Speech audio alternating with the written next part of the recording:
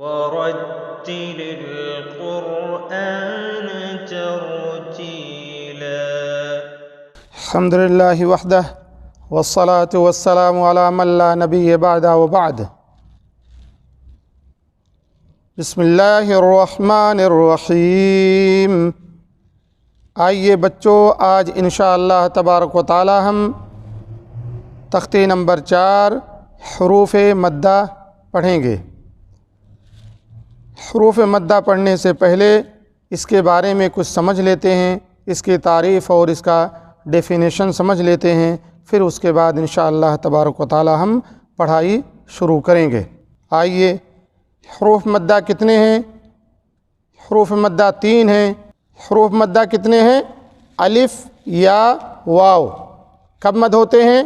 جب الف سے پہلے زبر ہو، یا ساکن سے پہلے زیر ہو، واو ساکن سے پہلے پیش ہو، تو یہ حروف مدہ ہیں. انہیں کتنا کھینچ کر پڑھنا چاہیے؟ انہیں 1 الف یا 2 حرکت کے برابر کھینچ کر پڑھنا چاہیے. اب سوال یہ ہوتا ہے کہ 1 الف یا 2 حرکت کے برابر ہم نے کھینچ لیا، کیسے معلوم ہوا؟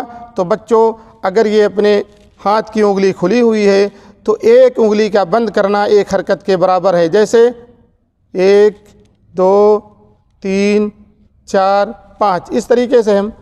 اور اگر کسی کی عادت ہے، کسی بچے کی، اگر وہ مٹھی بند کر کے ایک انگلی کو اوپن کر کے چاہتا ہے تو ایسا بھی ہو سکتا ہے. یہ مٹھی اپنی بند ہے، ایک انگلی کھلنے سے بھی وہی حرکت ہوتی ہے. دیکھیے 1 2 3 4.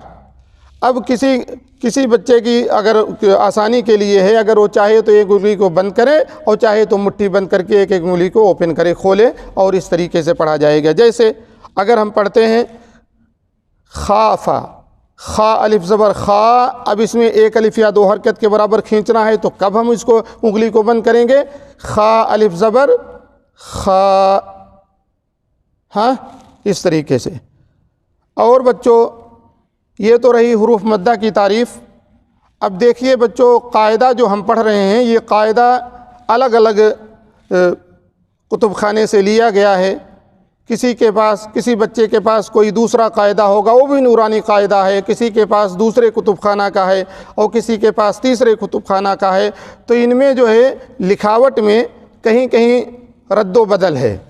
کہیں مثال کے طور پر، جیسے ابھی یہاں ہم جو پڑھنا چاہیں گے اس میں زیادہ پہلے لکھا ہوا ہے. ہو سکتا ہے کسی میں پہلے خافہ لکھا ہوا ہو، کسی میں زا ہو، کسی میں کوئی دوسرا کلمہ ہو، لیکن ہے وہی پورا.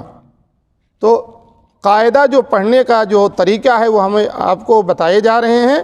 ہو سکتا ہے اس کے اندر کوئی کمی ہو، کہیں پہ جو ہے کوئی حرف زیادہ ہو، کہیں کوئی حرف کسی میں کم ہو، یا کوئی دوسرا کلمہ ہو.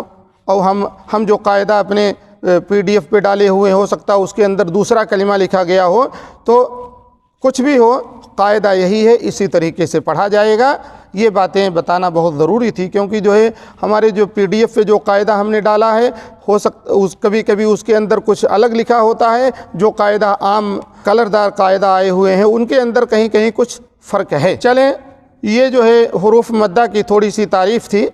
اب انشاءاللہ تبارک و تعالی ہم اس کے بعد حروف مدہ پڑھیں گے. فی امان اللہ.